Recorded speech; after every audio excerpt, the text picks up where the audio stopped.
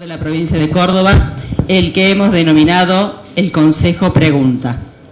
Con esta actividad pretendemos generar un espacio de exposición sobre temas de interés general, contribuyendo al acercamiento entre los candidatos y la comunidad de Córdoba, fortaleciendo así la relación entre los estratos gubernamentales y los ciudadanos. Agradecemos a los matriculados del Consejo Profesional y al público en general por acompañarnos en este momento. Este encuentro está siendo transmitido en vivo y en directo a todos nuestros matriculados de la provincia de Córdoba a través de la página web institucional. Hoy nos honra con su presencia el contador Juan Schiaretti, candidato a gobernador por Unión por Córdoba. Iniciamos entonces con el desarrollo de este encuentro, por lo que doy la palabra al señor presidente del Consejo Profesional, licenciado José Simonella, quien moderará este encuentro. Tres veces fue. Bueno, muy buenas tardes, muchas gracias por acompañarnos.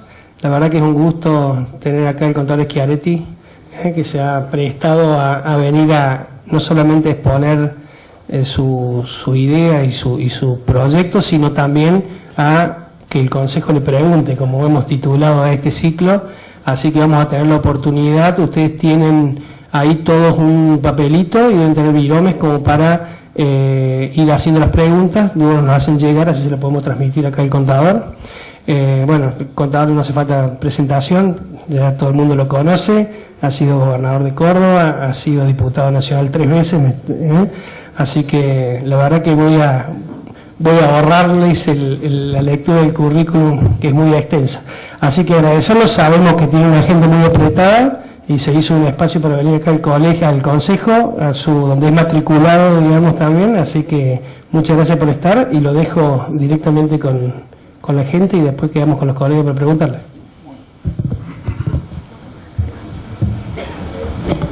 Muy bien, muchas gracias, querido presidente. Gracias por la invitación, un gusto estar aquí frente a los colegas exponiendo cómo veo la situación de los próximos años y las cosas que me parece que tenemos que hacer en Córdoba. Yo siempre digo, y seguramente varios de ustedes me lo tienen que haber ya escuchado, siempre digo que vienen buenos años para Argentina. Yo soy un convencido de que Argentina va a tener en los próximos años muchas posibilidades de progreso y desarrollo, y baso esta aseveración en el hecho de 4 factores centrales. Primero, que los precios de los alimentos van a seguir altos en el mundo, más allá de que están más bajos que los últimos 10 años, están mucho más altos que hace 20 años, y van a seguir con esa característica porque la mayor demanda de alimentos está proveniendo obviamente de la incorporación a la clase media mundial de ciudadanos del Asia. Y para que tengan una idea, en el 2009 el 52% de la clase media mundial estaba en Europa y Estados Unidos y el 28% en el Asia. En el 2020 va a ser al revés, va a estar el 52% de la clase media mundial en el Asia y el 34% en Estados Unidos y Europa. Y esto porque está creciendo la clase media mundial en 1.400 millones de personas en estos años y más de 1.200 son del Asia. Y se prevé que para el 2040 ya el 65% de la clase media mundial esté en el Asia, liderado por India. ¿Qué va a pasar a China en población? Y es probable que también, según todos los estudios, en la cantidad de habitantes que sean miembros de la clase media. Y esto garantiza buenos precios de los alimentos.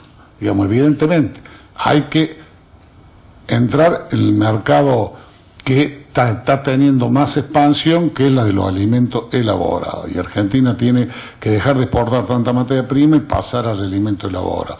Pero tenemos todas las ventajas competitivas para poder hacerlo. Así que este es un motivo principal por el cual nosotros podemos andar muy bien los próximos años. Segundo elemento es que hoy es económicamente viable la explotación del shale gas y el shale petróleo en el mundo. Y Argentina es el segundo reservorio de shale gas del planeta y el cuarto de shale petróleo. Siempre comento que Estados Unidos, que está explotando el shale gas, está vendiendo a $4.50 el millón de BTU, que es la unidad que mide en Boca de Pozo, el gas, y nosotros lo importamos de Bolivia a $11 el millón de BTU. Y cuando importamos de los barcos el que viene por los barcos vía GLP, estamos hablando de $25. O sea que, sin duda, el gas para Argentina es el combustible del futuro, y la corriente de inversiones que podemos tener en la explotación del shale gas y el shale petróleo es importante. Solo un yacimiento que es Vaca Muerta es el equivalente a una pampa húmeda en cuanto al potencial que tiene para el país. Por lo tanto, este es un segundo elemento que dice, tenemos todos, si cuidamos este recurso y actuamos como corresponde, para tener una fuerte corriente de inversión.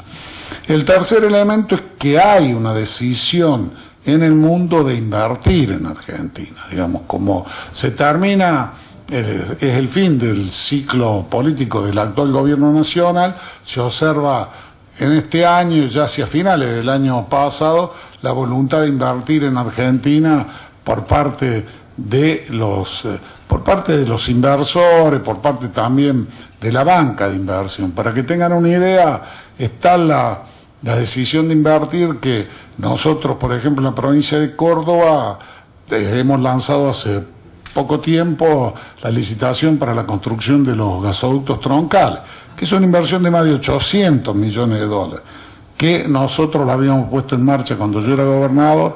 Habíamos empezado inclusive las obras y el gobierno nacional no nos autorizó el endeudamiento, que era un crédito que habíamos conseguido nosotros, los cordobeses, del Banco de Desarrollo de Brasil, que había otorgado el presidente Lula, y que pagamos a los cordobeses. Bueno, precisamos que nos autoricen a endeudar. Primero autorizaron y después nos negaron esa autorización desde el gobierno nacional. Por lo tanto, ahora no solo estamos licitándolo de vuelta, sino que le hemos agregado otro sistema, como es el anillo de la ciudad de Córdoba, del Gran Córdoba, como es el sistema oeste, digamos, en la zona que va desde Mina Clavero hasta Villa de Soto, y Villa de Soto se resuela, digamos, en una primera etapa, como hemos agregado el sistema de Punilla Sur, ahí por la zona de Chocruz, Cuesta Blanca, Cabalango, como sistemas en Santa María también, que no estaban en la anterior licitación. Pero lo importante es que ya 7 firmas hemos licitado con financiamiento, o sea, tiene que haber quien nos ofrece, tiene que traer el financiamiento.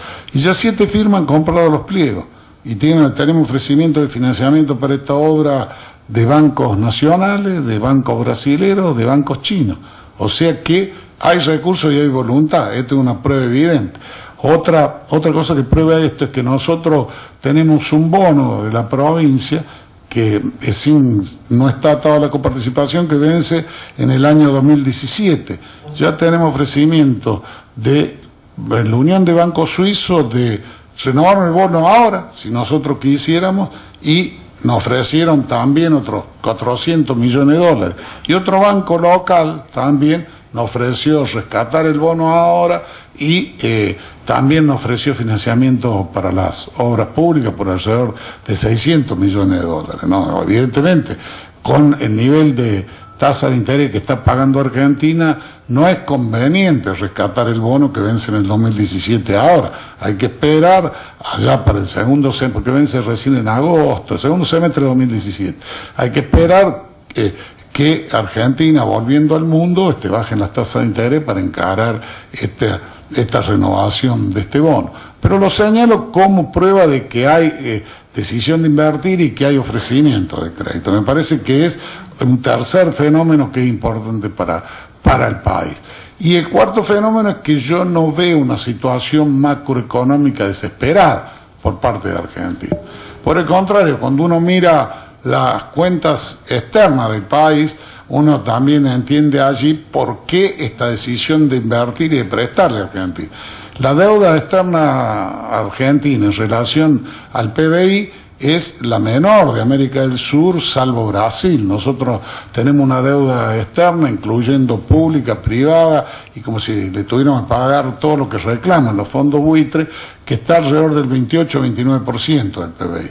Solamente Brasil tiene una deuda inferior a nosotros.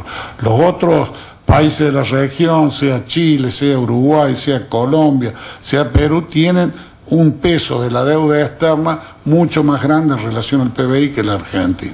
Y el otro elemento que mide en la necesidad de dólares es el saldo de cuenta corriente de la balanza de pago. ¿Cuánto es el déficit o el superávit de la cuenta corriente de la balanza de pago, del saldo de cuenta corriente de la balanza de pago en relación al PBI? La que tiene el menor déficit Argentina, que está en el torno del 1,1 al 1,4% del PBI. Tanto Brasil como Chile, como Perú, como Uruguay tienen cifras del 2, del 3 y del 4%. O sea, es la que tiene en definitiva menos necesidad de dólar.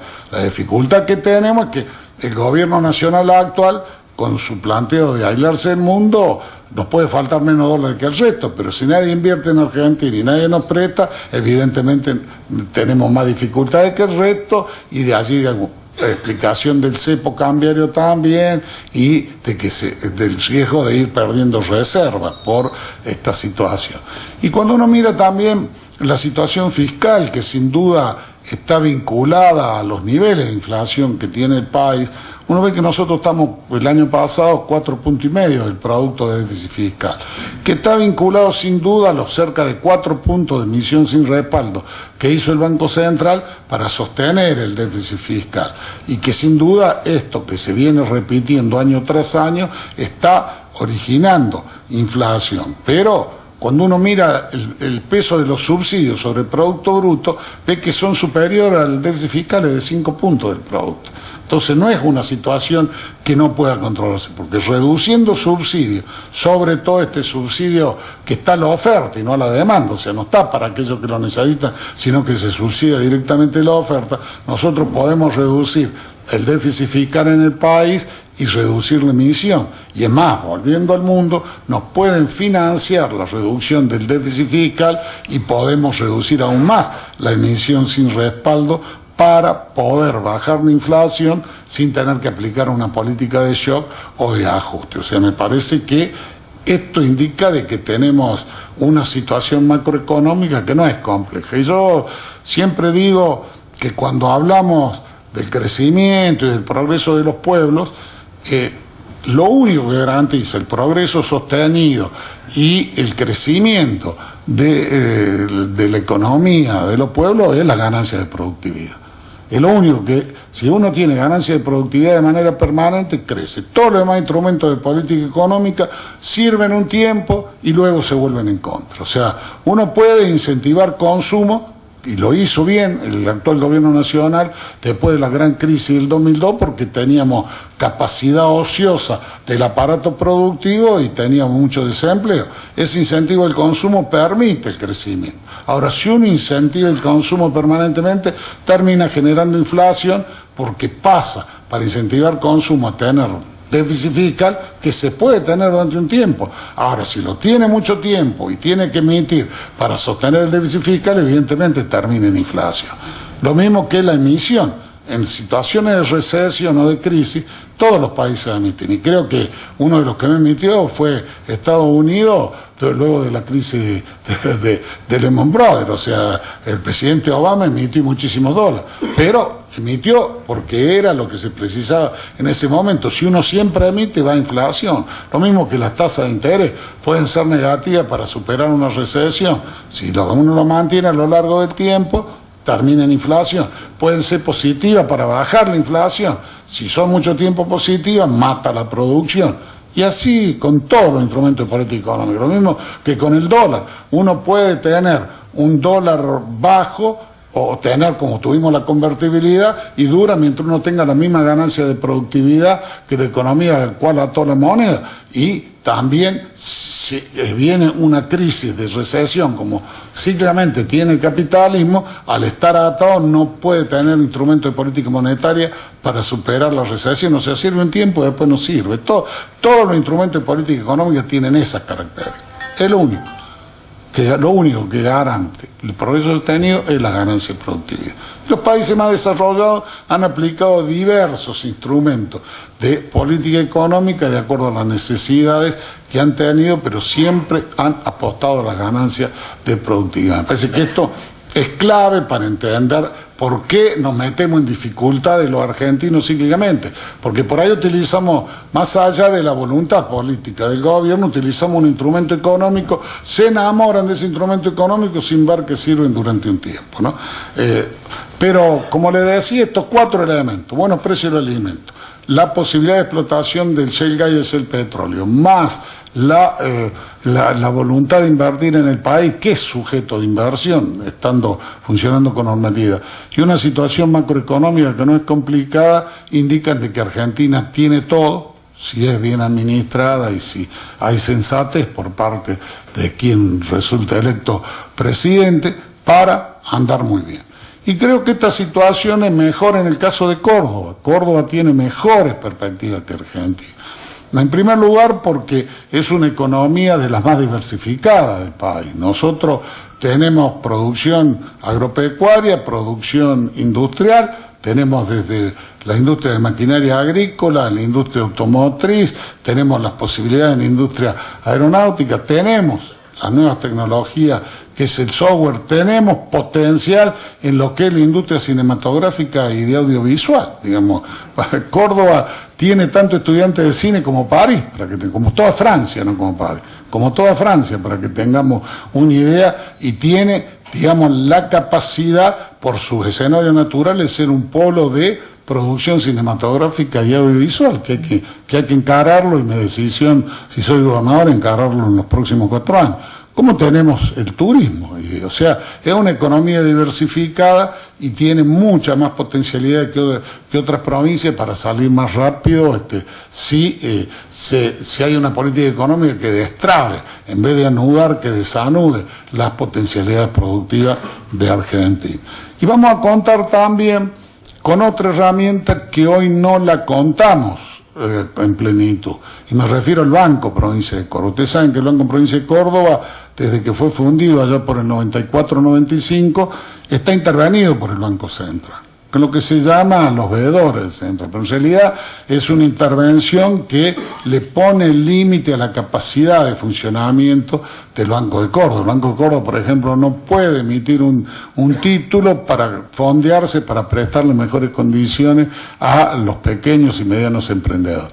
El proceso de saneamiento que nosotros iniciamos hace algunos años ya ha llegado a buen puerto, está en la auditoría final del Banco Central, haciendo la auditoría final, y luego viene la resolución de salida del plan de encuadramiento, y esto significa la recuperación del Banco de Córdoba como instrumento de desarrollo productivo de la provincia. Yo no sé si, como hay mayoría de la Cámpora en el directorio del Banco Central, si la van a firmar este año, porque la gente de la Cámpora no deja ni que Aeropuerto Argentina 2000 termine esas modificaciones que está haciendo en el aeropuerto Tarabela. Pero bueno, pero el año que viene seguramente ya va a ser firmada, y el Banco de Córdoba va a poder emitir títulos y va a poder actuar en plenitud, va a poder en definitiva prestarle al sector productivo, que es la razón de ser del Banco de Córdoba, va a poder también trabajar con SGR para poder tener más instrumentos para apuntalar el desarrollo de las pymes, que por ahí tienen dificultades porque tienen gran parte de su funcionamiento en la economía informal y no suelen ser sujetas de crédito.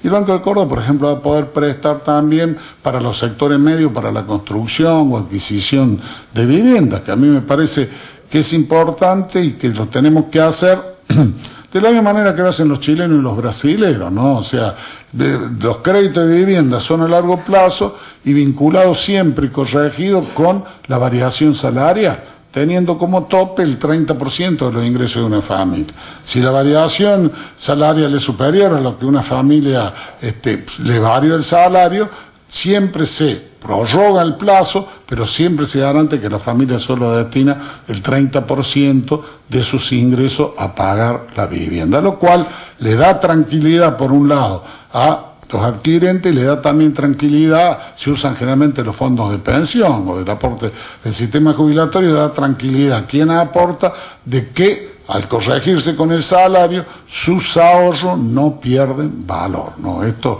es una cosa que a mí me parece que nosotros vamos a poder aplicar también con el Banco de Córdoba, como vamos a poder financiar obras que es, por ejemplo, la instalación de la red domiciliaria de gas, que se paga sola porque el vecino, con lo que se ahorra de no comprar el gas en garrafa y en tubo al gas natural, paga solo el crédito. Lo mismo que por ahí también puede servir como instrumento para financiar las redes de cloaca, digamos, que son los créditos individuales que hoy los tiene prácticamente vedados el Banco de Córdoba. Me parece que esto, digamos, no es otro elemento que vamos a contar los cordobeses para andar mejor los 4 años.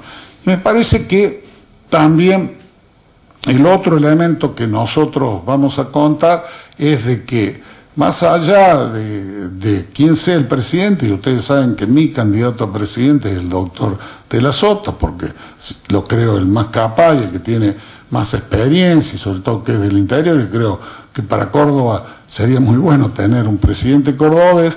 Por mi buena relación, tanto con Macri, con Scioli, con Massa, puedo decirles que todos quienes pueden ser presidentes, uno ve de que son personas razonables por un lado, que tienen en claro de que, por ejemplo, en el diferendo del tema de la caja de jubilaciones, la provincia tiene la razón, porque también lo sufren provincias grandes, digamos, porque es un absurdo que la ley que establece que las provincias resignamos el 15% de nuestra coparticipación para sostener el sistema jubilatorio nacional, que a su vez establece también que aquellas provincias que no transfirieron las cajas de jubilación tienen derecho a recibir los recursos para sostener el déficit de sus cajas. Digamos, el gobierno nacional toma de Córdoba más de 5.000 millones de pesos al año y los 2.800 que nos tiene que mandar no lo manda. Por eso estamos en juicio en la Suprema Corte, que es un juicio que seguramente vamos a ganar, y todos los que pueden ser presidentes se han sostenido públicamente que tenemos razón. Lo mismo del hecho de cambiar la coparticipación primaria, teniendo más las provincias y menos la nación. Lo mismo han manifestado la decisión de dejar que las provincias puedan utilizar los créditos internacionales para hacer la obra de infraestructura. Fíjense el absurdo que hay. Nosotros, para obras de saneamiento, que en cualquier lugar del planeta, lo mismo que la autovía, se hacen con financiamiento de largo plazo, Córdoba no puede hacer las obras de cloaca que precisamos en varios lados, porque la nación ha acaparado todos los créditos, sea del BID, del Banco Mundial, para rutas, sea de la propia Corporación Andina de Fomento, y lo vuelca todo en el conurbano bonaerense.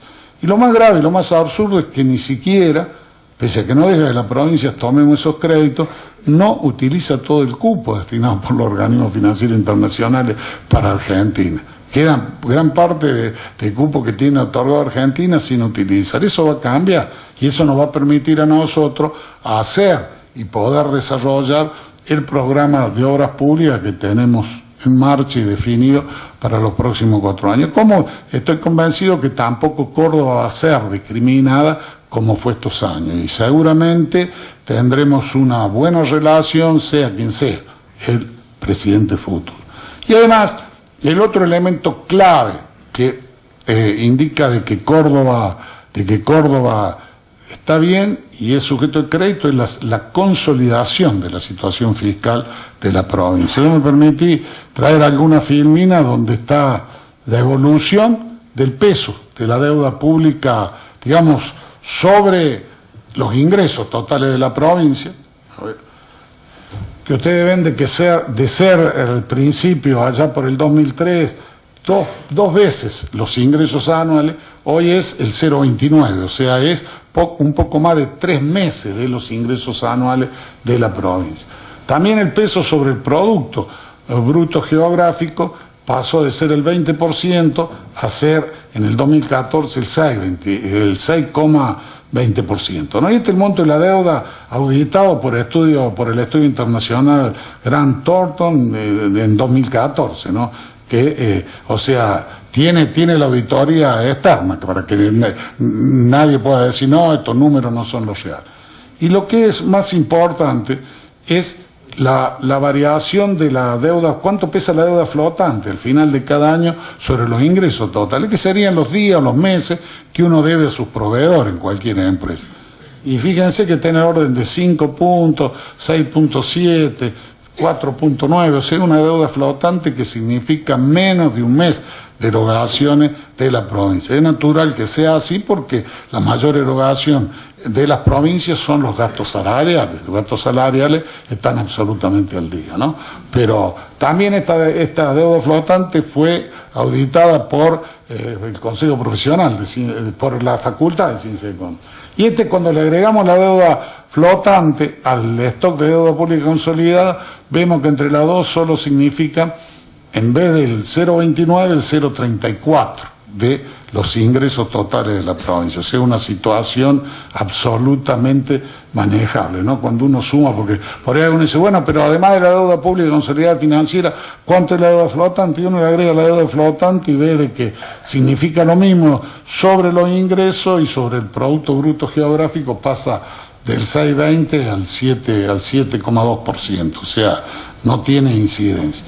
Y a mí yo quería traer también esta curva, que me parece que es muy explicativa de la situación que tiene la provincia para afrontar su deuda. Esta curva son los servicios de la deuda, incluyendo capital más interés, que estaban en el orden del 16%, 15%, 13%, eran altos los servicios de la deuda hasta la refinanciación del año 2010. En el año 2010 nosotros conseguimos, a través de una propuesta que habíamos presentado desde Córdoba, que la Nación hiciera suya esa propuesta, y ahí, al refinanciar toda la deuda pública que teníamos las provincias con la Nación, a Córdoba le alivia notablemente el peso de los servicios de la deuda sobre los ingresos totales, salvo levanta un poco en el año 2013 porque hubo que pagar los 200 millones de dólares que hubo que tomar en el año 2012, digamos, hasta que se sancionó la ley de diferimiento de 6 meses, digamos, pues si no, porque era insostenible el déficit de la caja de jubilaciones. Si no se hacía eso, se pagó todo en el 2013 y ya la deuda, los servicios de la deuda pesan el 4,3 y el 3,7%, capital más interés, es lo que va a pesar el año que viene. Como si ganara una familia 10.000 pesos por mes y tiene que pagar de deuda 320 pesos, 370 pesos, o sea, no tiene peso, ¿no? Esto para que quede claro. Y después está el concepto que a mí me parece importante, que hay que seguir cuando uno mira las finanzas públicas, sobre todo provinciales, pues siempre se habla del concepto de superávit primario, que es muy importante para los bancos, superávit primario, cuánto sobra para pagarle a los bancos, digamos, entonces es muy importante para ellos, pero lo que a mí me interesa, como cualquier empresa, es cuánto tengo de ahorro gasto corriente, cuál es mi resultado operativo de la empresa. ¿Cuánto? Entre lo que me ingresa, que son mis ingresos corrientes, menos todos los gastos corrientes, incluido intereses, ¿cuánto es el ahorro que tengo? Sea para hacer obras públicas o sea para pagar la deuda, que es un concepto que se utiliza en cualquier empresa a la hora de mirar la evolución económica de una empresa. Y Córdoba está teniendo un ahorro corriente cada vez más alto, lo cual habla de la solidez fiscal de la provincia, ¿no? O sea, el año pasado fue del orden de los 4.780 millones de pesos. Y este es el resultado, digamos, el superávit y déficit total, digamos, incluyendo los ingresos y egresos de capital, donde vemos que tenemos, salvo la crisis del 2009, siempre hemos tenido superávit, ¿no? Y superávit que es tan alto que le marcan la solidez fiscal de Córdoba. O sea que nosotros tenemos una situación fiscal absolutamente tranquila en la provincia. ¿Y por qué señalar esto? Porque el plan, a mí me parece que en los próximos 4 años nosotros debemos cuidar 3 o 4 andariveles en el funcionamiento de nuestra Córdoba. Uno es el de hacer las obras de infraestructura que precisamos para consolidar la provincia como un polo de producción, como un polo de desarrollo. Y el plan de obras públicas que vamos a poner en marcha es de unos 2.565 millones de dólares. Y ya tenemos garantizado el financiamiento por mucho más de 1.700 millones de dólares. Este plan de obras públicas incluye los gasoductos troncales que le mencioné, incluye también las obras de sistematización de las cuencas hídricas en el interior de la provincia, las obras de acueductos que precisamos para llevar agua potable allí donde falta, incluye también las obras de cloacas, sobre todo en la ciudad de Córdoba y Río Cuarto, digamos. La verdad que a mí algunos me preguntan por qué hace el gobierno provincial las cloacas, que es responsabilidad de los intendentes.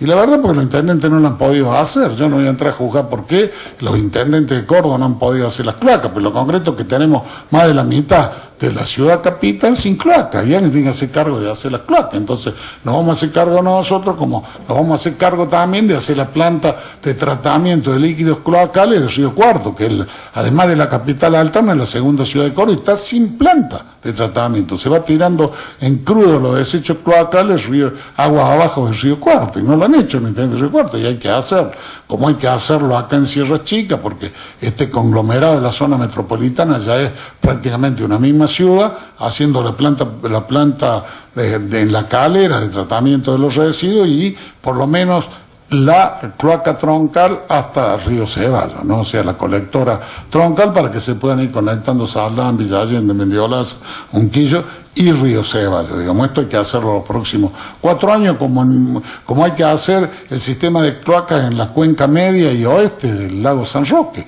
porque tenemos saneada la cuenca alta de San Roque, está Carlos Paz, y yo espero que se pueda resolver la dificultad que tiene entre la cooperativa y el municipio para que la gente se pueda conectar, y falta en la parte media y en la parte oeste, hay que encarar esas obras, y como hay financiamiento, la vamos a poder hacer, como también están las obras de las líneas de alta tensión que precisamos hacer hacia el este, hacia el noreste, hacia el sureste, hacia el sur, hacia el oeste y también en la zona metropolitana que precisamos hacer para tener energía en abundancia, como también habrá que construir las escuelas que falten, hay que construir algunos hospitales que de acuerdo a los estudios que hemos hecho, y todo eso significa una inversión de 2.565 millones de dólares. Más de 1.700 no financian y quedan para poner por parte del Tesoro Provincial 850 millones de dólares.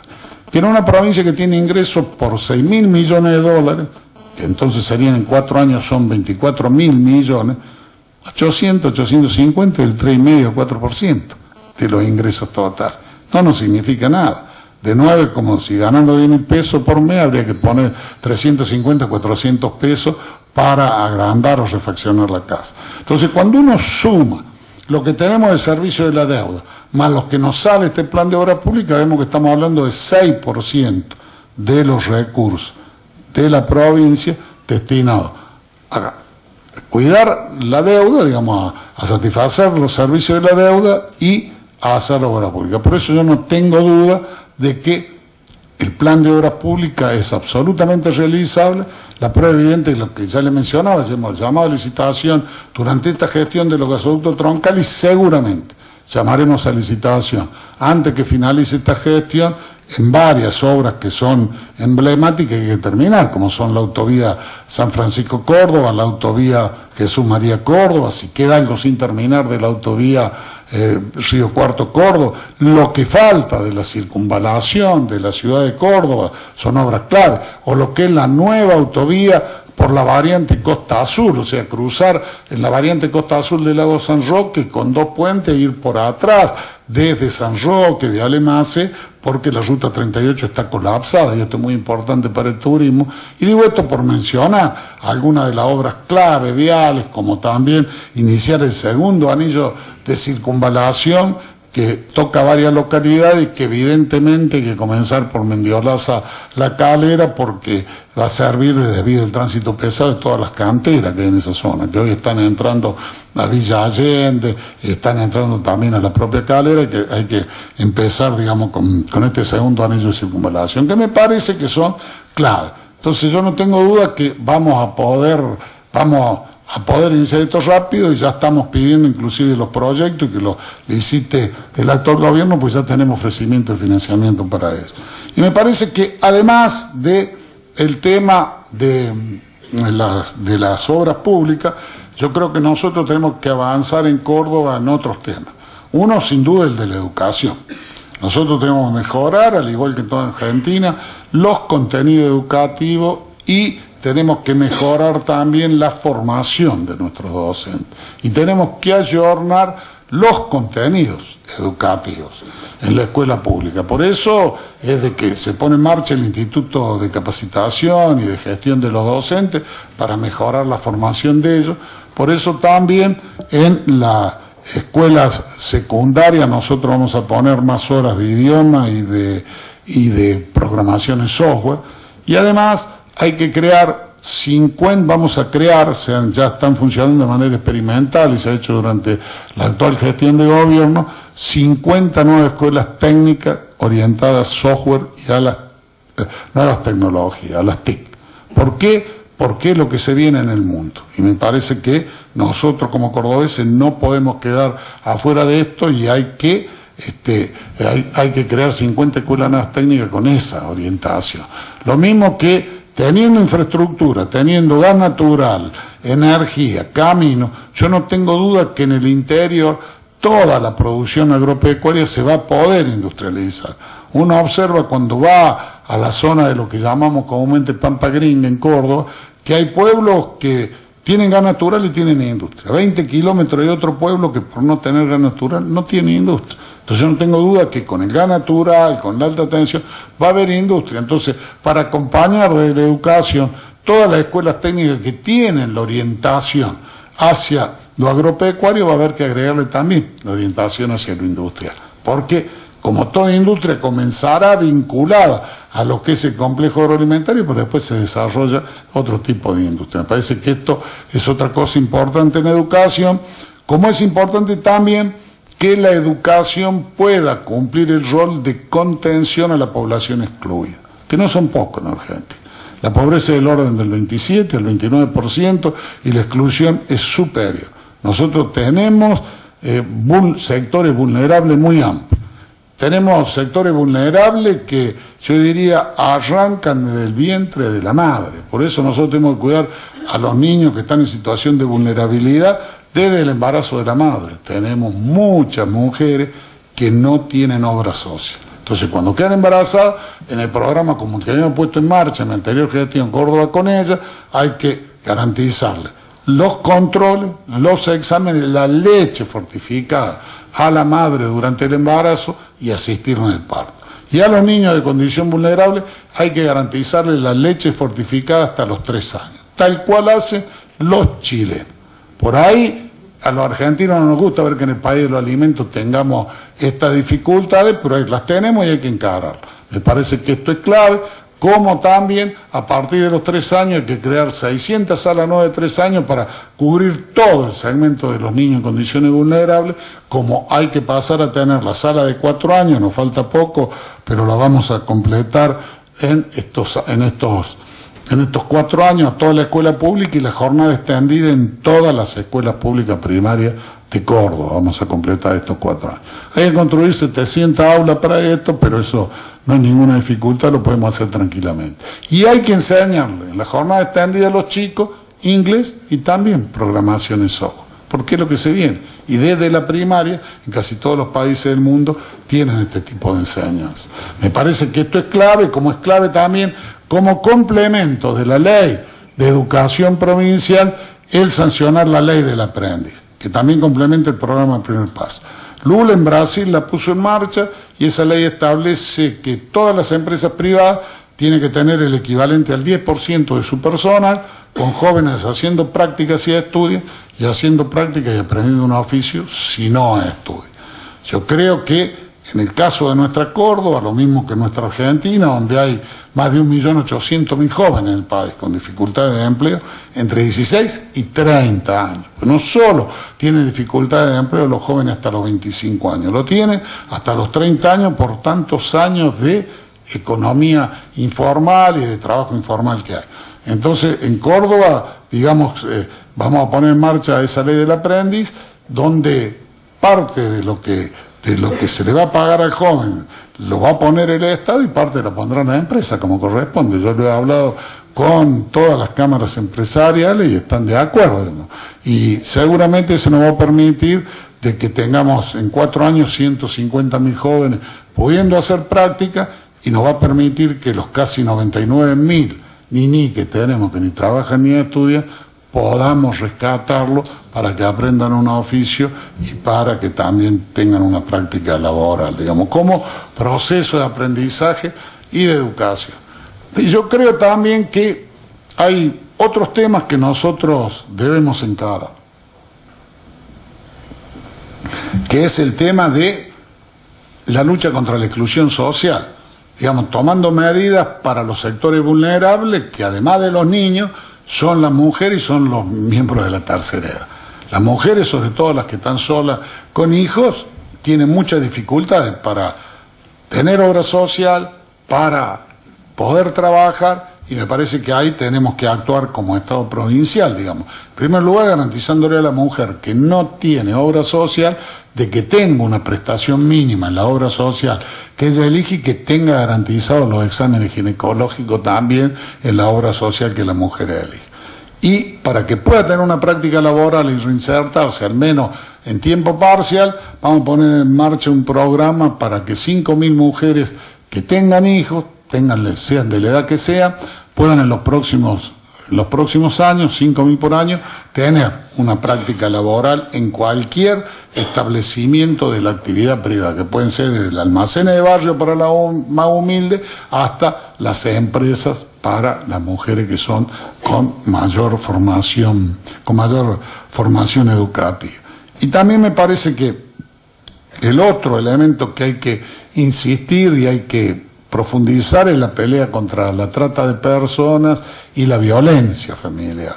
Yo creo que está muy bien el botón antipánico, pero creo que tenemos que crear la división específica en la policía de la provincia para que combate el delito de la trata de personas y la violencia familiar, y creo que la tienen que dirigir mujeres, policías, porque a mí me dicen muchas abogadas que por ahí los policías remolonean para tomarle la denuncia a las mujeres, porque queda todavía rastro de esa actitud machista, digamos que no, que qué pasó, digamos, entonces hay que crear la división específica y también los juzgados específicos para que juzguen estos delitos, porque siempre digo, hay que ser muy poco hombre, muy cobarde para pegarle a una mujer, y tienen que ir preso y ser juzgado y ir, digamos, purgar su condena como corresponde. Y me parece también que hay, además del botón antipánico, que fue muy bueno, hay que darle a la mujer la posibilidad de tener independencia económica, la que sufre el maltrato, porque si no, se ve por ahí obligada a volver con el que la maltrata. Entonces hay que garantizarle para independencia económica que le pagamos el alquiler por 2 años en una vivienda, le conseguimos un trabajo y parte del sueldo lo pague el Estado, y que le damos obra social a ella y a sus hijos. Me parece que hay que ir por ese andarivel. Y el otro segmento es el de los adultos mayores, de los jubilados específicamente. Bueno, los jubilados seguramente yo seré el gobernador que derogue la ley de diferimiento de las jubilaciones provinciales, porque vamos a recuperar los recursos que son de los jubilados y que la nación se los ha despojado en estos años, no reconociéndoselo. Y además me preocupa la situación de los jubilados nacionales. Nosotros tenemos en Córdoba cerca de 450.000 jubilados nacionales, de los cuales más de 300.000 ganan menos de 4.000 pesos por mes. Casi el 90% tienen vivienda propia, pero no la pueden mantener con ese ingreso.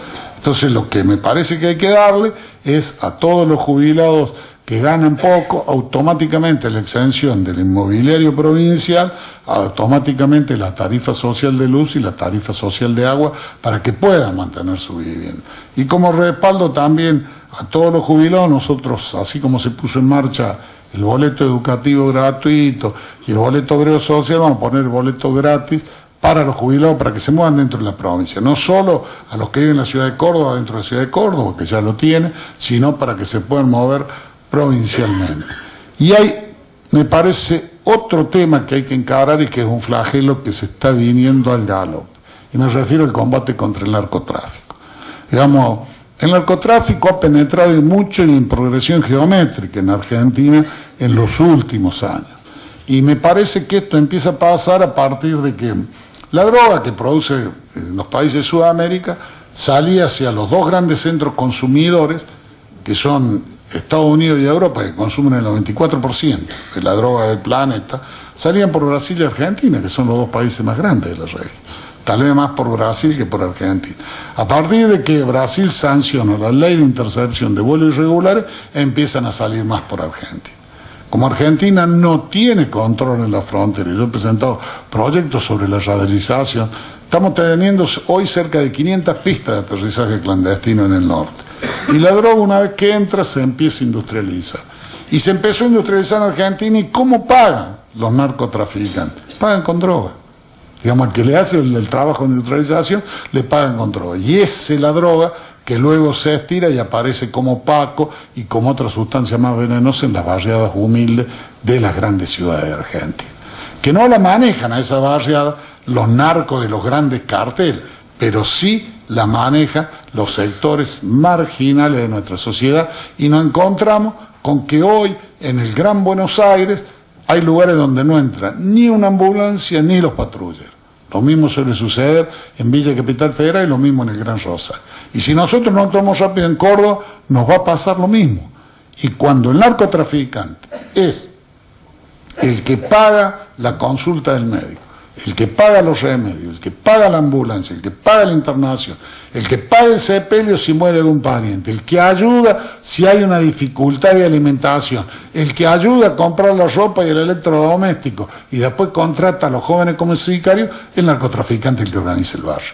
Es el líder social de ese barrio. Y esto es lo que le pasó a México y a Colombia. Colombia, para poder dar vuelta a esto, el expresidente Uribe tuvo que ir a hacer reuniones de gabinete televisadas en directo en los barrios más humildes de Cali y de Medellín. Digamos, y ni hace falta que les comente la situación de México y ciudades colombianas que todavía se mantienen. Entonces nosotros no podemos permitir de que en Córdoba nos pase eso. A mí me parece que así como es importante el combate al narcotráfico y la represión, y Córdoba vuelve a ser señera porque pone en marcha la policía antinarcotráfico, que no depende del poder político, sino de la justicia, que son 200 agentes altamente capacitados, a los cuales le vamos a monitorear el patrimonio permanentemente, pero eso es un andarivel. El otro andarivel es el del control territorial. Y nosotros no podemos permitir que el narcotráfico controle la barriada humilde. Por eso creo que junto a toda la batería de programas sociales, junto a las políticas educativas, el Estado provincial con el gobernador a la cabeza, más los estados municipales, más las organizaciones no gubernamentales, más el Comipaz, que representa a los credos religiosos y ya manifestaron su decisión de participar en esto, más las organizaciones deportivas, más las organizaciones de la cultura, más las organizaciones empresariales y profesionales, o sea, junto a toda la sociedad, tienen que ir a las barriadas más humildes donde estamos teniendo el peligro de control por parte de los narcotraficantes y hacernos dueños de la situación, porque nosotros representamos la sociedad organizada. Cuando el narcotraficante es representante social, de ahí a que se transforme de líder social a líder político hay medio paso. Y una vez que se transforme en líder político, se nos mezcla ya el funcionamiento del narcotráfico con el manejo del Estado y estamos en una situación mucho más difícil. Estamos a tiempo para parar esto en Córdoba. Me parece que tenemos que hacerlo. Yo les pido a todos que a esta decisión que yo tengo la acompañen cada uno en su lugar y que vamos juntos, porque no podemos permitir que los narcotraficantes sean dueños de la barriada más humilde de nuestra ciudad capital y de otras grandes ciudades de la provincia. Y el otro tema, sin duda, es el de la seguridad. Yo siempre digo que delincuencia hay en todo el planeta, inseguridad hay donde hay exclusión social y falta de empleo. Y Argentina tiene inseguridad, porque hay exclusión social y hay falta de empleo. Y por eso lo importante es establecer las políticas para acabar con la exclusión social y la falta de empleo y ganarle la batalla definitiva a la inseguridad. Pero siempre hay que pelear contra la delincuencia y siempre hay que ir tomando más medidas en la lucha contra la delincuencia. Me parece que los próximos 4 años nosotros tenemos que incorporar 5.000 policías a la fuerza. Ustedes saben que yo incorporé 8.000 cuando me tocó ser gobernador, así vamos a incorporar 5.000, crear el policía de barrio, que es una figura que había, yo me recuerdo cuando era niño, cuando era joven, que le da más confianza a la gente dentro de estos 5.000, incorporar 1.000 patrulleros, 300 motos. son 2.200 cámaras de seguridad, 1.000 está empezando a incorporar ahora el doctor de la Sota, incorporar otras 1.200, y hay que crear en los pueblos la policía las patrullas de prevención municipal, dotándola de los recursos del Estado provincial, pero que ayuden a la policía a prevenir, las patrullas de prevención rural, y los productores me han dicho de su voluntad de participar en ellas, y en las grandes ciudades la junta de prevención barriales, donde tiene que estar el policía del barrio, el comisario responsable del barrio, los comerciantes del barrio, los clubes del barrio, los centros de jubilados, los centros vecinales, toda la sociedad viendo qué medidas de prevención podemos poner en marcha y controlando también el funcionamiento de la policía, que siempre debe ser revisado junto a los vecinos.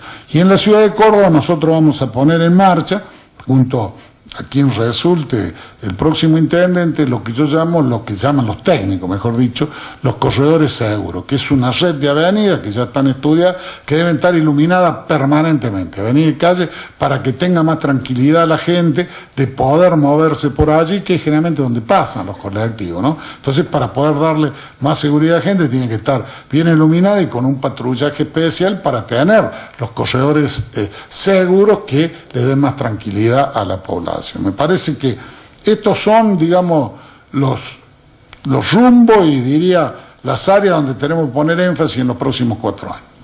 Las obras públicas para consolidarnos como un polo productivo y para garantizarle dignidad y salud a la gente. Le tenemos que cuidar de la educación, cuidar de la exclusión social, y el combate contra el narcotráfico, contra la seguridad van a ser rubros centrales.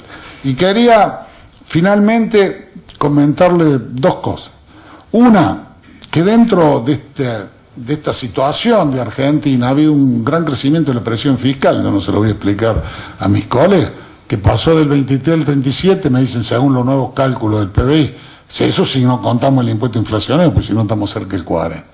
Lo que pasó fue que la nación aumentó, la mayor responsable del aumento de presión fiscal de la nación, no solo aumentó los impuestos, sino que lo abarajó todos para ella, porque la participación de la provincia sobre el impuesto nacional cayó de ser cerca del 40% hace 20 años a hoy el 25%, porque se lleva a la nación, digamos, el 75% del impuesto nacional. O sea, aumentó los impuestos y los acaparó para sí. Las provincias y municipios, que son las que tienen más responsabilidad en la prestación de servicios de acuerdo a la Constitución y las leyes, no le pueden explicar a la gente que el gobierno nacional no le mandaba la coparticipación. Tenían que, de alguna manera, funcionar.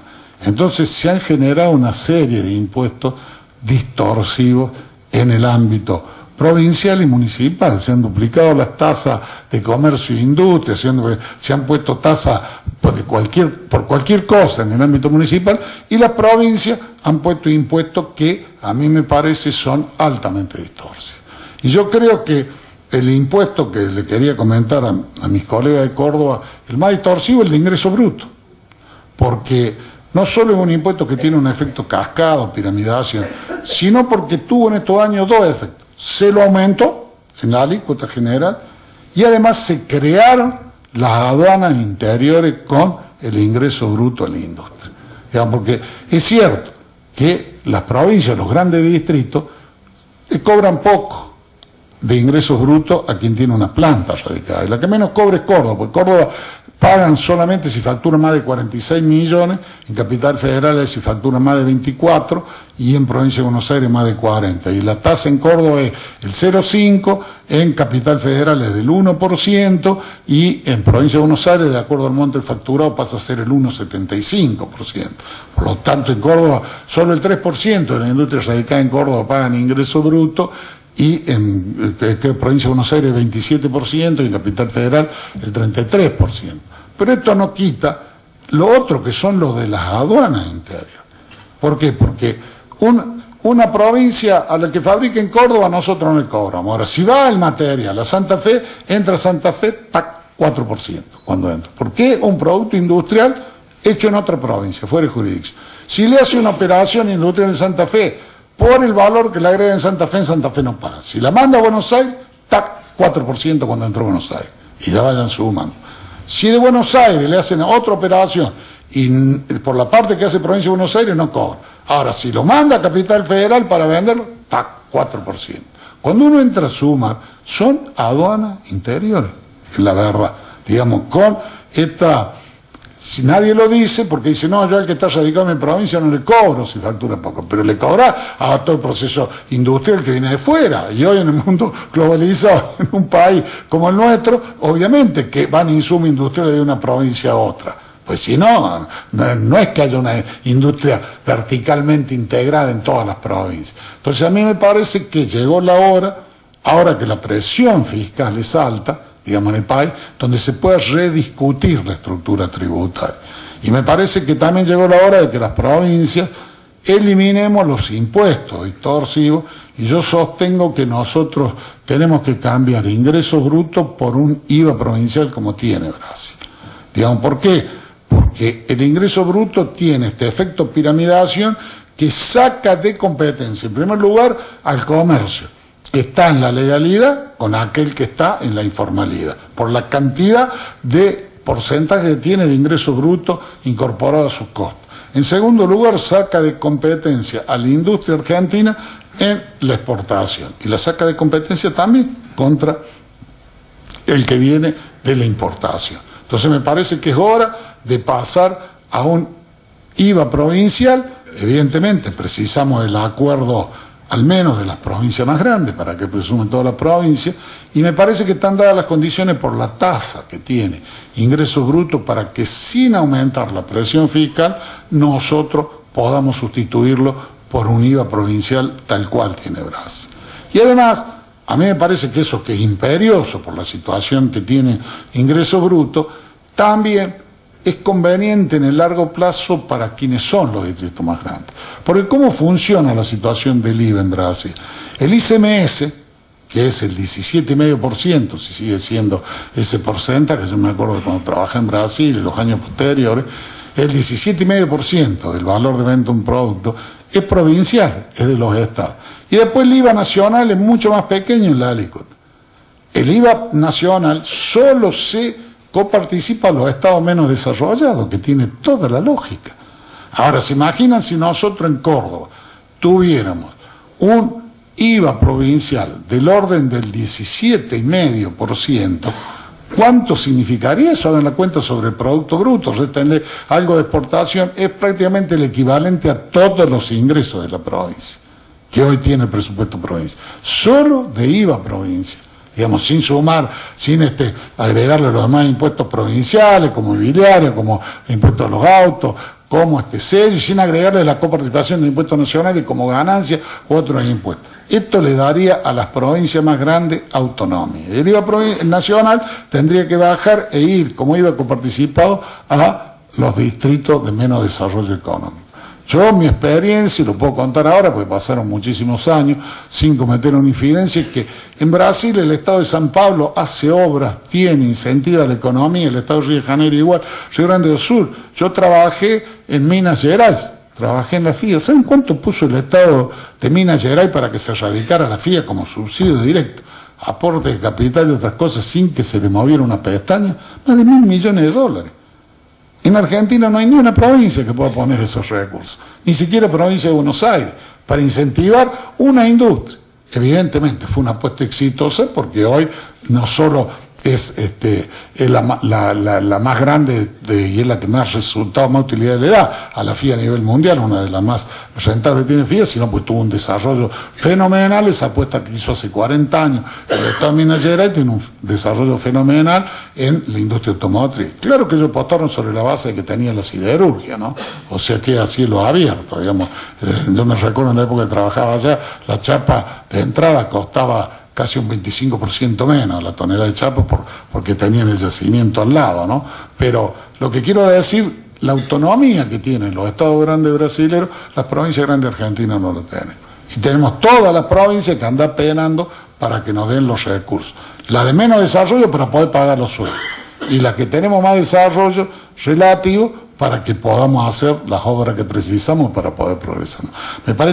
Me parece que este es un tema que nosotros tenemos que abordar. Yo lo he planteado no solo ante los posibles presidente, sino también ante los posibles gobernadores, porque creo que es un tema que Argentina ya lo debe encarar como algo urgente. No podemos continuar con estas aduanas interiores. Si el país baja la inflación, es una dificultad muy grande para todo el complejo productivo. Y la otra cosa que quería decirle finalmente es que, como yo soy optimista y creo que va a haber las posibilidades de hacer muchas cosas en los próximos años, y como el Banco de Córdoba está ya saneado y va a poder actuar como agente financiero, a mí me parece que nosotros tenemos que extremar la imaginación para que los recursos que hay en Córdoba puedan ser utilizados para el desarrollo de Córdoba. ¿Esto qué significa? Que los capitales que tenemos, los recursos financieros que hay en Córdoba, podamos canalizar de manera lógica, racional, consensuada, a ser utilizados vía crédito del Banco de Córdoba o vía también obra pública. Yo, por ejemplo, me hago la pregunta, todas las cajas de los profesionales tienen excedentes que están aplicados en distintas aplicaciones, y lo cual me parece razonable. Ahora digo, ¿cómo no vamos a encontrar la manera que esos excedentes se puedan aplicar aquí en Córdoba? Si lo que uno precisa es de que los excedentes que tenemos para las jubilaciones, digamos, del futuro de los profesionales, y toco en este caso ciencia económica, estamos en el Consejo de Ciencia Económica, lo que precisamos es que primero mantengan el valor. Yo digo, ¿y qué pasa si nosotros, como en otros países del mundo, utilizamos para crédito hipotecario de largo plazo con garantía que se corrijan por el salario? Estamos garantizando el valor a todos estos fondos y no tener que andar haciendo 30 piruetos a ver cómo anda el plazo fijo con esto, con el dólar. ¿O qué pasa si nosotros ponemos como provincia para hacer una obra en un fondo fiduciario específico que tenga el control de todo el mundo, inclusive de los consejos profesionales, con un plazo razonable y con algo que le mantenga el valor, así no sea el salario, con otro mecanismo? Me parece que nosotros también tenemos que idear mecanismos para que ahora que el Banco de Córdoba sale, podamos vía la SGR prestarle a la pequeña y mediana empresa. A mí me parece que tenemos que idear mecanismos, y lo decía hace un rato en la bolsa, digamos, y se lo quiero decir a mis colegas, porque son en definitiva los que terminan viendo y haciendo las cuentas y que conocen, pues son los especialistas en estos mecanismos, para que podamos usar el capital cordobés en favor del desarrollo de Córdoba. Me parece que esto es un desafío que tenemos, y yo, si me toca ser el gobernador, quiero convocarlo a que lo encaremos juntos. Lo encaremos juntos porque creo que nuestra provincia tiene excedente financiero en varios sectores, y se trata de que podamos utilizar esos excedentes financieros para el progreso y el desarrollo de Córdoba. Con esto quedo a disposición de usted diciéndole que vamos a andar muy bien en Argentina y mucho mejor en Córdoba. Gracias.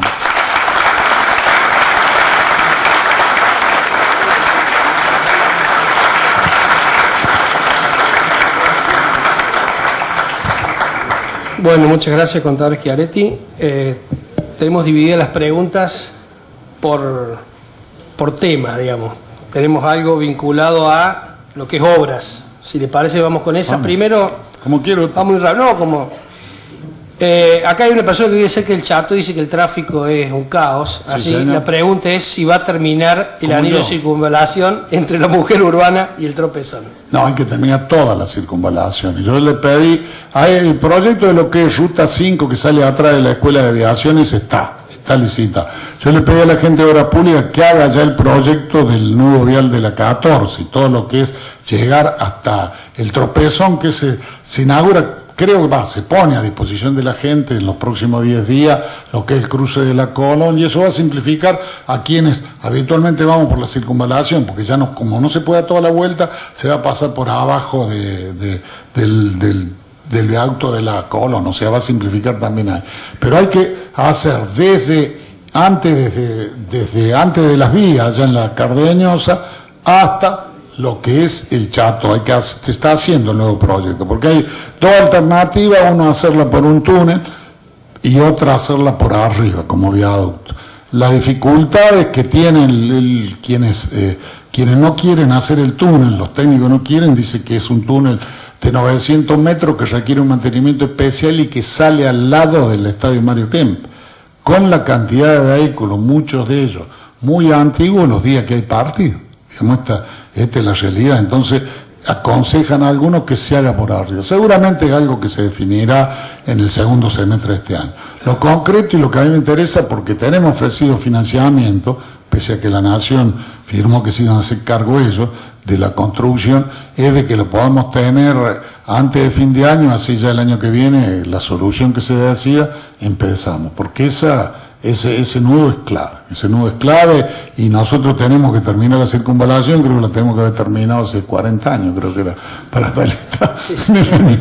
Sí, en el 60 y pico inició, pero 76 creo que tenía que estar. Bueno, no digo que la vamos a terminar en el 2016, porque vamos a ver qué solución tiene, pero arrancamos, inicio del año que viene arrancamos con la finalización de la circunvalación, las dos cosas que faltan. Muy bien, seguimos con la obra y dice, su promesa es gas natural en barrios que no tienen.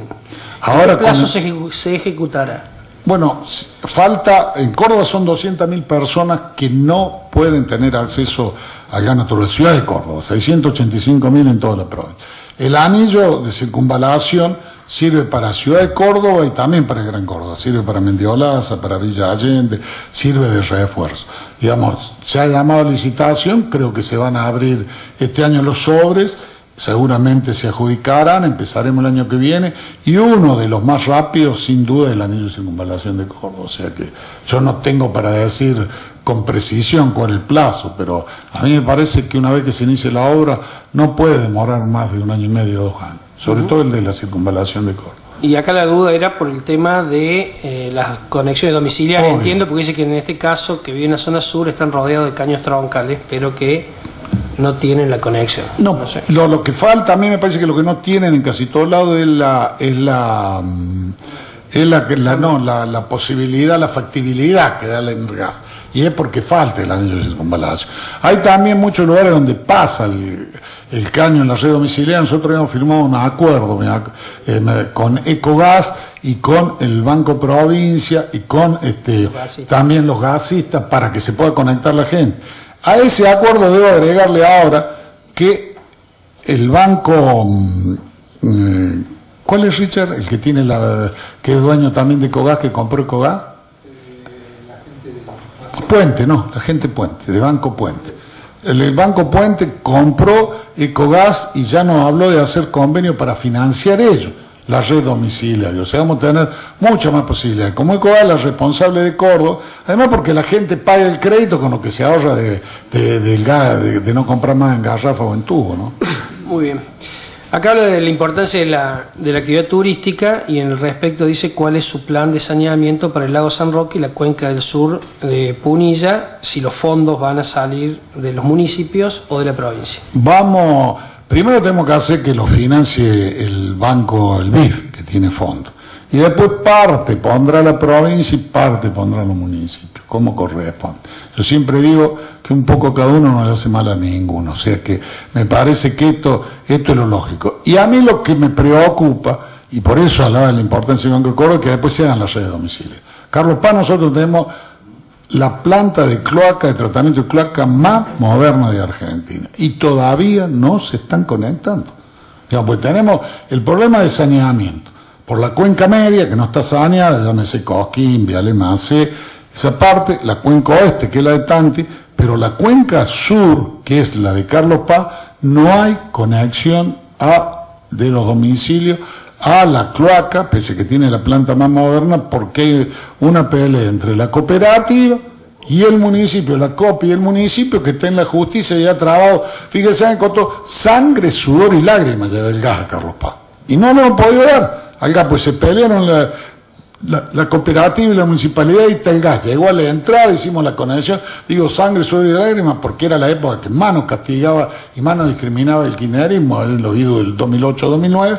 Llegamos, lo hicimos y todavía no se han podido conectar la familia de Carlos Paz. Yo espero que ahora que eligen el intendente se encuentre una solución definitiva, porque nosotros estamos dispuestos a ayudar con financiamiento del Banco de Córdoba, sea para cloaca o para gas. Pero si no se pueden hacer, la obra es difícil, pero me parece que por ahí va.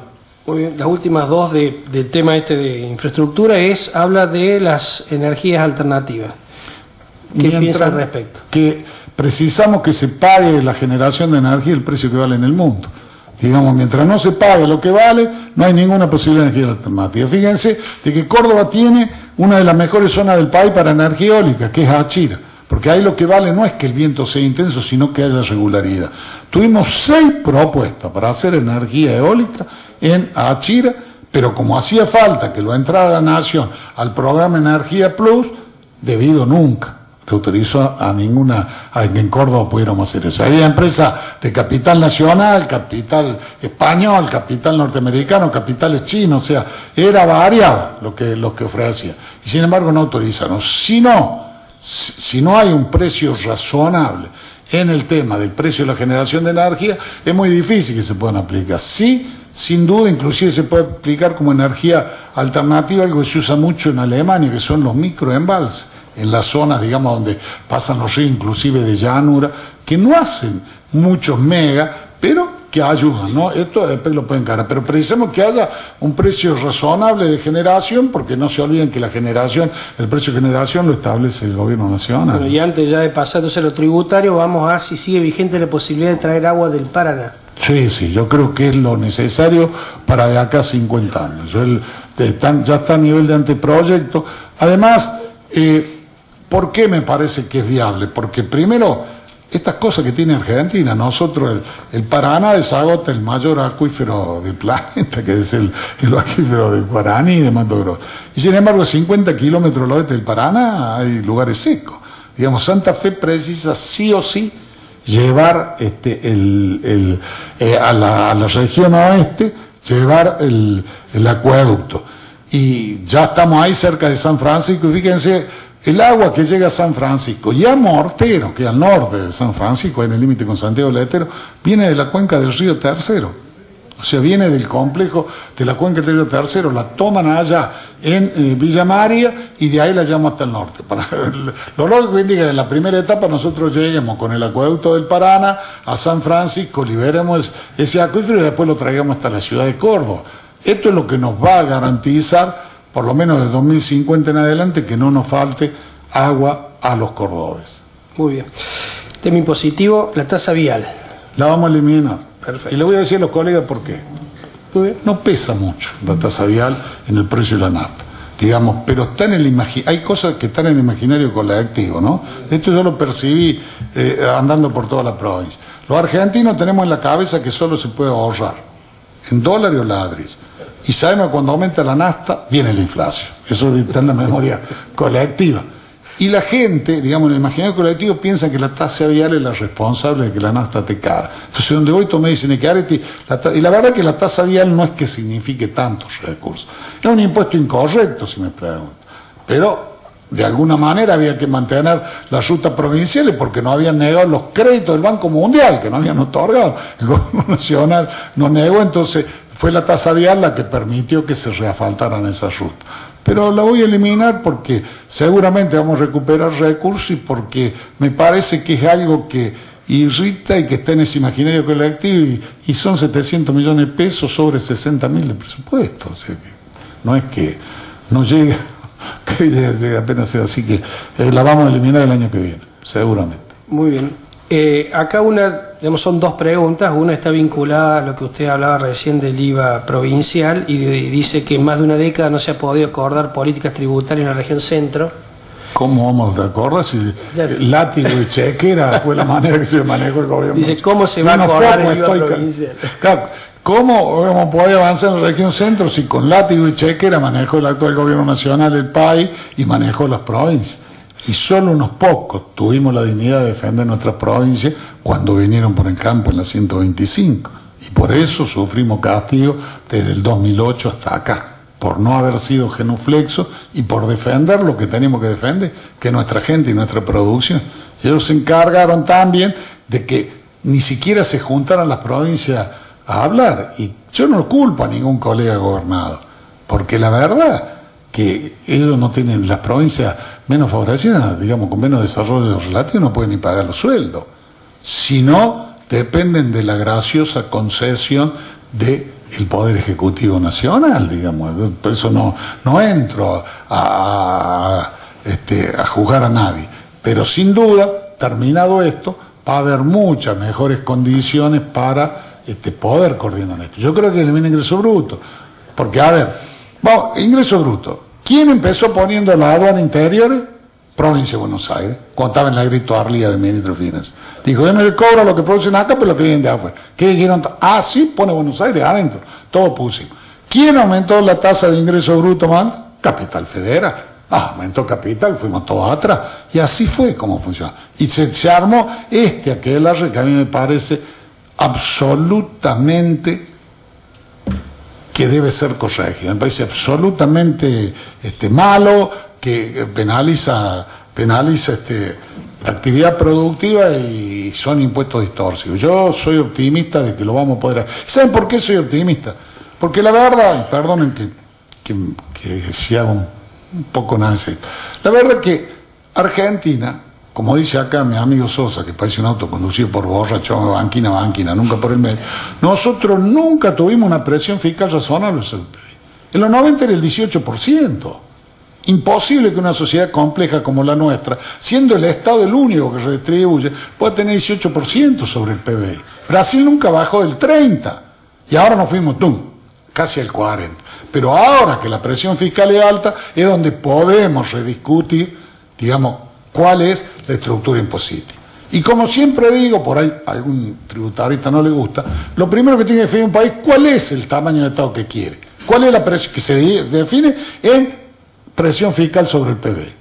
Argentina no puede ser inferior al 30 y 35 es razonable. Y como todos los países giran 1 o 2 puntos de presión sobre el PIB fiscal, si es de centro izquierda para hacer más políticas sociales o de centro derecha para hacer políticas más eficientistas. Pero esta es la historia. Yo no digo que nosotros tenemos que tener la presión fiscal de Europa, porque no tenemos el PBI de Europa, pero nunca puede ser menos del 30%. Y lo que digo también es que primero hay que definir cuál es la presión fiscal y después llamar a los tributaristas para que esa presión fiscal se llegue con impuestos que no penalicen la producción y que no sean distorsos. Nosotros tenemos una colcha de retazo porque cada uno que llega se le ocurre un impuesto que es provisorio y queda para siempre, y después entonces tenemos una presión fiscal teórica alta y, digamos, una cantidad de impuestos distorsivos. Me parece que es el momento para poder ponerle racionalidad, y eso significa tanto a la presión fiscal nacional como a la situación provincial. Porque fíjense en el absurdo que estamos. La presión fiscal es del 37%, pero si hay 35% de economía informal, quiere decir que la presión fiscal recae sobre el 65%. Paga 37, 65. Hagan la cuenta cuánto es la presión fiscal real sobre aquel que paga. Es bastante más que el 50%. Esta es la realidad de lo que va a ser gente. Entonces me parece que es cuestión de redefinir esto, ¿no? Contador, respecto de los parques industriales, acá habla de la importancia de la pyme, y entonces la pregunta divide en dos: ¿por qué Córdoba no tiene un parque industrial todavía? Y la otra es si piensa que deberían eximirse las cooperativas, las mutuales y a las pymes de ingreso bruto, o bajar el ingreso bruto. Creo que hay que hacer el IVA provincial, pero la segunda ya la respondí. Creo que hay que hacer el IVA provincial, digamos, porque si no, después empieza el tirón, a mí sí, a mí no, digamos. Evidentemente, toda la estructura impositiva tiene que cuidar más al que menos factura. Cuando hablamos de blanquear la economía, yo digo, Australia es un ejemplo de eso, no pagan cargas sociales hasta determinado nivel de facturado. Y tiene un sistema de reparto como nosotros.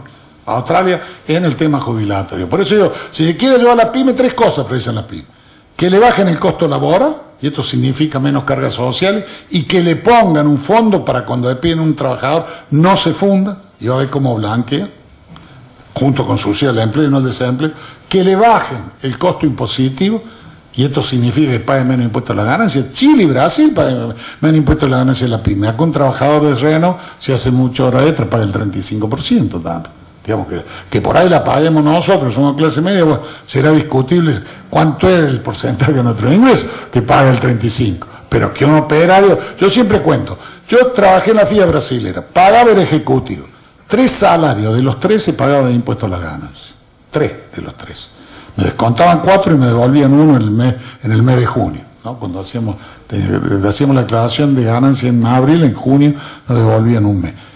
El operario especializado de FIA, que ganaba más que el de Argentina, porque había menos, no pagó nunca impuesto a la ganancia. Se fíjense el absurdo de lo que es el impuesto a la ganancia actualmente en Argentina. Aquí paga el operario, paga el ejecutivo, pagan todo, paga el jubilado, paga que se cuida, paga impuesto, porque estamos todavía con esa tablita del año 90, es una barbaridad. Entonces producen otros absurdos que pongo el mínimo no imponible a tanto, el que gana 15.000 un peso, 20.000 un peso, ese paga y paga el 35 seguramente, no el 9 ni el 13, sino el 35.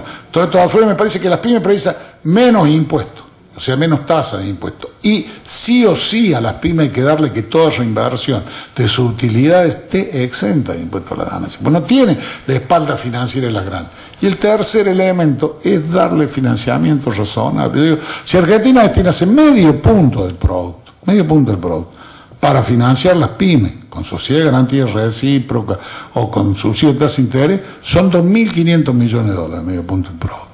Es el efecto multiplicador que tiene, nosotros no tenemos problema. Pero no tengo duda de que el tema de las pymes requiere menor alícuota, ¿no? Esa es la segunda, la primera, ¿cuál era, perdón?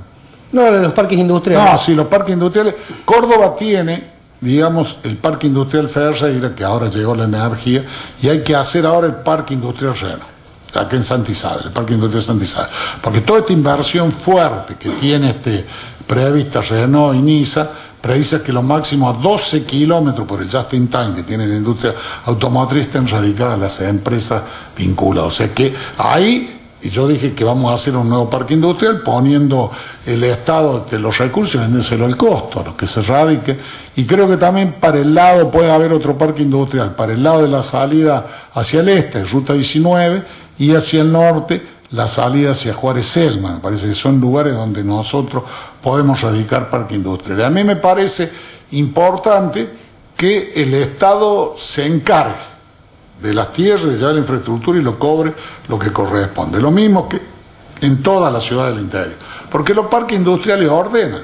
Quienes conocen la zona de Ferreira saben que lo que era zona industrial, después se radicaron barrios, como Barrio Avellaneda, que en realidad quedan encajonados por la fábrica. Entonces, incómodo para la gente, incómodo para las industrias. Me parece que los parques industriales son importantes y además de la política de promoción a quienes se radiquen en parques industriales, que el central obviamente, que por como en Argentina son los incentivos que se dan de la nación, me parece que la provincia tiene que meter mano en la compra de terrenos, porque yo he visto de que últimamente inclusive ni para las viviendas tenemos terreno. Las únicas urbanizaciones que hay, loteos, son las de los barrios cerrados, porque ya no hay loteo para los sectores medios. Por eso también la decisión que tenemos es adquirir lote o expropiar lote si es necesario y urbanizarlo y vendérselo en condiciones y plazos favorables a la gente. Nosotros pensamos poner a disposición de la familia de Córdoba 30.000 lotes en toda la provincia en los próximos 4 años. 15.000 van a ser acá en la ciudad de Córdoba. Porque con el lote uno empieza a hacerse la casa. Con el lote, si hay un crédito individual, uno puede hacerse la casa. Con el lote puede utilizar hasta el programa Procrear que tiene la Nación, que tiene su defecto, pero que es un programa que da crédito a largo plazo, digamos, y es lo único que hay. Entonces, a mí me parece que esto es lo que tenemos que hacer, con mayor razón para radicación industrial. No puede ser que una fábrica se instale en función del negocio que pueda tener, el negocio inmobiliario que pueda tener un otro. Me parece que es un absurdo, va en contra de todo concepto de desarrollo económico. Contador, usted cuando ya tenga que retirarse nos avisa, ¿no? Pero gracias. ¿Piensa modificar la ley provincial de la Caja de Jubilaciones? Ya dije que voy a eliminar el diferimiento. El diferimiento únicamente. El diferimiento. No va siempre a armonizar. Todo, pues si nosotros somos los que más tenemos armonizado. Si lo único que no tenemos armonizado son los años que se toman antes. Ya, yo hice la modificación en el 2008, por lo cual no puedo ser nunca más un jubilado provincial. Digamos, estoy contento de haberlo hecho, pero yo tengo más años de aporte en la nación que en la provincia. Y bueno, y como corresponde, por eso pago la jubilación privada. Porque me parece que la jubilación nacional, en la medida que siguen haciendo moratoria cada 5 años, cada vez más van a ganar el mínimo. Porque acá son todos progresistas con la plata de los trabajadores. Pues la plata de los trabajadores, que de formal, son las que sostienen la asignación universal por hijo. Y los trabajadores que están en el mercado formal cobran menos y no cobran nada, depende del salario. Que yo me acuerdo, y lo saben los colegas que tienen más experiencia que yo, era siempre, cada hijo valía lo mismo, digamos, y no puede salir el trabajador formal. Y el trabajador formal entonces es el que banca también con el superávit del ANSE la jubilación de aquellos que nunca aportaron. Y yo creo que hay que darle una asignación a aquellos que por X y por B nunca aportaron y llegaron a la edad de jubilar. Pero tiene que salir otros recursos del Estado, no de la plata que es del trabajador, porque es un ahorro del trabajador los aportes al ANSE, sea tanto el aporte personal como el patrón.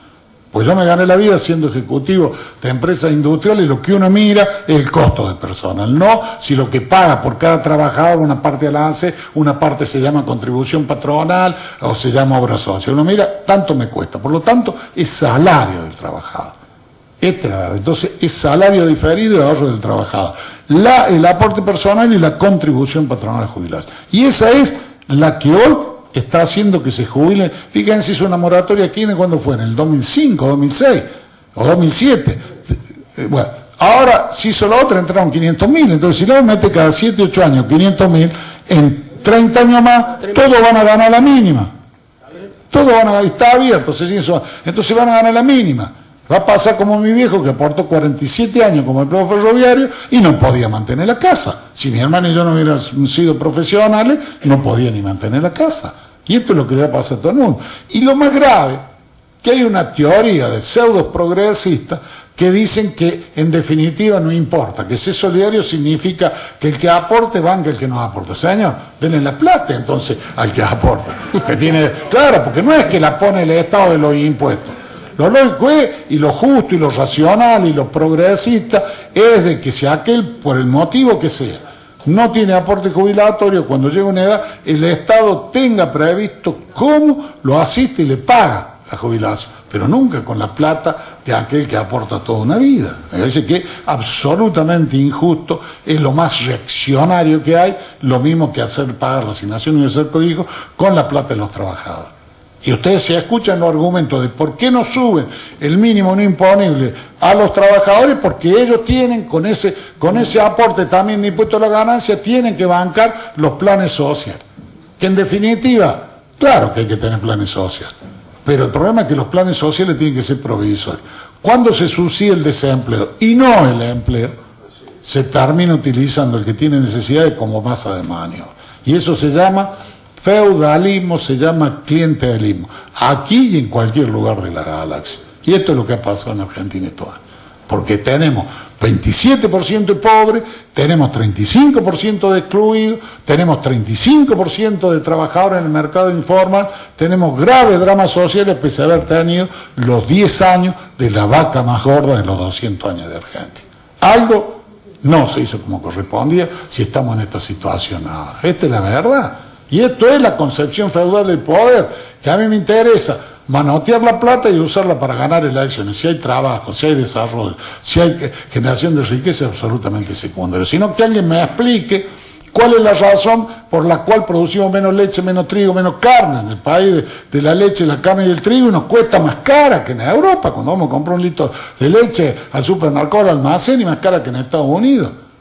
Porque en definitiva es donde hay saco, veo cómo cubro, cuido lo que me pueden hacer ganar las elecciones, que es lo que le interesa a los feudales. Esta es la verdad de lo que nos pasa. Y me parece que eso es absolutamente reaccionario, no progresista, esa manera de actuar. ¿Qué política piensa llevar adelante en el marco de la economía social? ¿Cree conveniente crear una agencia de desarrollo y sumarse a la red nacional de agencias de desarrollo? A mí me parece que lo que uno precisa es darle las posibilidades a quienes inician una actividad, digamos. Yo creo, digamos, que ahí hay que ver dos cosas. Uno, quien inicia una actividad hay que darle el impulso para que lo pueda hacer. A mí me parece que cuando yo hablo de la ley del aprendiz o hablo de digamos, de complementar y que haya trabajo, a mí me parece que también al emprendedor joven nosotros tenemos que darle ventaja. Pues la tendencia en el mundo es que cada vez se trabaje más en la casa. Digamos, hay gente que trabaja en un pueblo de Córdoba para empresas en Australia, para empresas... Y es una tendencia mundial. Entonces me parece que el joven emprendedor hay que darle ventaja impositiva, ventaja crediticia y ventaja si toma personal, digamos, y esto es lo que vamos a aplicar, ¿no? Eso por un lado. Y por otro lado, lo que es la economía social hay que respaldarla. Y hay que darle la posibilidad de que se pueda desarrollar, digamos. Esto es lo que a mí me parece que hay que hacer, ¿no? O sea, yo cuando hablo de tantos lotes, yo hablo también de trabajar con las cooperativas de vivienda y trabajar con las cooperativas sociales, como creo también de que siempre en una situación de tanto trabajo en la economía informal, uno tiene que dar incentivos para que lo que se denomina economía social o lo que son microemprendimientos se pueda desarrollar. Porque también, si uno analiza, no es que vamos a resolver en poquísimo tiempo la cantidad de trabajo informal que tiene Argentina, por más de que apliquemos las políticas correctas. Y además porque ella tuvo una práctica social de quien está en la economía informal, que por allí prefiere actuar como microemprendedor. Y me parece que eso también hay que avalarlo porque es parte de la realidad social que nos toca vivir. Me parece que esto hay que cuidar. ¿Cuáles son las propuestas para el desarrollo de las economías regionales del norte y del noroeste provincial? Bueno, lo primero que yo dije cuando fui gobernador es que había que hacer la reparación de las inequidades que sufrió el norte y el oeste, y era garantizarle a todos agua potable, energía eléctrica y erradicar los ranchos. Eso está llegando a su fin, ya prácticamente nos quedan desde los 7 años que empezamos este programa, ya hemos erradicado casi 2.000 ranchos, deben quedar menos de 500. El agua potable está siendo una realidad, deben quedar pocos parajes sin agua potable, y en el tema de la energía eléctrica rural también deben quedar poco. Eso lo vamos a completar. Completado eso, que es la base de dignidad mínima que tiene que tener la gente, uno tiene que ver las potencialidades de cada región. No hay duda que una cosa es la realidad del norte, que es donde se expandió la frontera agropecuaria. ¿Y qué es lo que a mí me piden los intendentes del norte o me plantean? Que ahora también en empresas que me dicen que si tengo gas natural, radico una industria. Eso me decía el intendente. Puedo nombrar 3 o 4 intendentes del norte de la provincia, ahí llegando casi a los límites de Santiago del Estero, me dice, si viene gas natural, es que ahora se radican en industria. Tengo ofrecimiento de tal, que no viene al caso que yo mencione en la empresa. O sea, el norte precisa infraestructura para dejar atrás definitivamente el atraso, porque allá se expandió la frontera europea. Está desde el proyecto de transferencia de carga en las áreas a otros emprendimientos. Entonces, gasoducto para el norte. Uno de los sistemas de los gasoductos troncales, el sistema norte, que llega a Gutenberg, Villa María, Río Seco y San Francisco de Chañar, por mencionar todo el norte. Otra cosa es la línea de alta tensión de 132 kV, que hay que hacer hacia el norte, y seguir con la ruta asfaltada. Se está terminando la posta a Las Arras, hay que seguir de Las Arras hacia Seratán y Cano, y después seguir hasta Gutenberg, porque con gas, con energía y con ruta, el norte va a industrializar la materia prima. Y en el norte, el otro andarivel, el turístico, que es el del Camino Real, el del Cerro Colorado, el de las cuevas de Ongamira. Me parece que ese es el otro andarivel que hay que incentivar para el norte. Y en el oeste y en el noroeste a mí me preocupaba que llegara el gas natural, ¿no? O sea, por eso incluimos ahora en el sistema oeste del gas natural. Y en el oeste, en el noroeste y también en la mayoría de los lugares del oeste, lo que precisamos es, al expandirse la frontera agropecuaria, precisamos que se pueda hacer la ganadería sustentable, que eso va a generar más empleo, digamos, y va a generar mayor producción. ¿Por qué digo la ganadería sustentable? Porque antes la ganadería estaba en la zona norte, ahora la frontera agraria fue la que se expandió y fue desplazando más hacia el norte la ganadería, pero hay grandes potencialidades si hacemos la ganadería sustentable. Para eso lo importante es de que tengamos la racionalidad de ver de que el cuidado de la ecología, el medio ambiente y el bosque nativo no está reñido con la producción, y apliquemos las medidas correctas para que sin destruir el medio ambiente y el bosque nativo pueda desarrollarse ganadería sustentable. Como también es necesario que en el sur, digamos en la zona de lo que se denomina Pampa Gringa, nosotros podamos empezar a forestarnos, que es una necesidad. Bueno, contador, ya le voy a hacer la última pregunta y lo vamos a liberar. Tengo varias más, pero creo que hemos quedado en 1 hora y cuarto, y llevamos 1 hora 45. Así que la última pregunta, y antes de agradecerle, es la preocupación. Hay una preocupación generalizada que está referida a qué actitud tiene frente al tema de discapacidad y a la limitación de la entrega de títulos secundarios. Que creo que es una barbaridad lo que hizo la Nación, pues es una resolución del Ministerio de Educación de la Nación.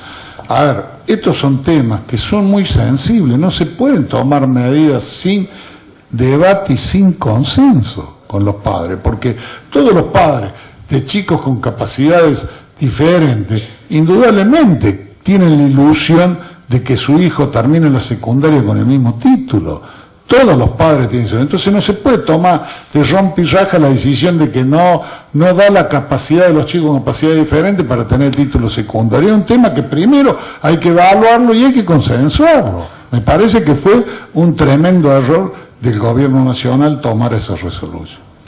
Bueno, muy bien. Muchas gracias, contador Schiaretti. Gracias por habernos venido a sacar algunas dudas. Bueno, le voy a dejar todas las preguntas para que vean cuáles eran las inquietudes que tenían los colegas. Y decirle que, bueno, que el Consejo está siempre, como en todos los casos, a disposición para colaborar en todo lo que, si le toca ser gobernador de la provincia de Córdoba, considere oportuno. Por supuesto, no, yo le agradezco todas las preguntas, la verdad que son buenas, la pasé muy bien, en el sentido de que fue una reunión amena de ida y vuelta, como tienen que ser todas estas reuniones de trabajo, y no tengan duda. Yo, si soy gobernador, voy a convocar a los colegas profesionales para hacer todas estas cosas que les comentaba, ¿no? O sea, a mí me parece que es importante. Porque además, soy un convencido de que nadie tiene la suma de saber público. Que solo los necios creen que saben todo. Entonces, siempre hay que escuchar lo que piensan los demás. Y siempre hay que saber que hay aporte. Cuando hay honestidad intelectual en los planteos, siempre lo que dice una persona, por más que sea diferente en su posición a la que uno tiene, es un aporte para poder construir una posición que sea síntesis de los diversos pensamientos. Y esto es parte de la pluralidad, esto es parte de que la sociedad camine hacia adelante. Yo siempre digo, si no se pudiera pensar distinto, la sociedad sería algo aplanado, digamos. Solo el poder pensar distinto es el que hace evolucionar los pueblos. Y me parece que lo importante es saber también de que uno no tiene la suma del poder público, que tiene que ser tolerante, que tiene que ser plural y que solo se puede hacer progresar a una provincia o un país si está toda la sociedad involucrada y haciendo sinergia en sus potencialidades. Y esto es lo que me parece que nosotros los cordobeses podemos lograr por las características de nuestra sociedad, y yo estoy convencido que dentro de los que podemos hacer sinergia están todos los consejos profesionales y los colegios profesionales. Así que vamos juntos para hacer progresar más a Córdoba. Muchísimas gracias a todos por la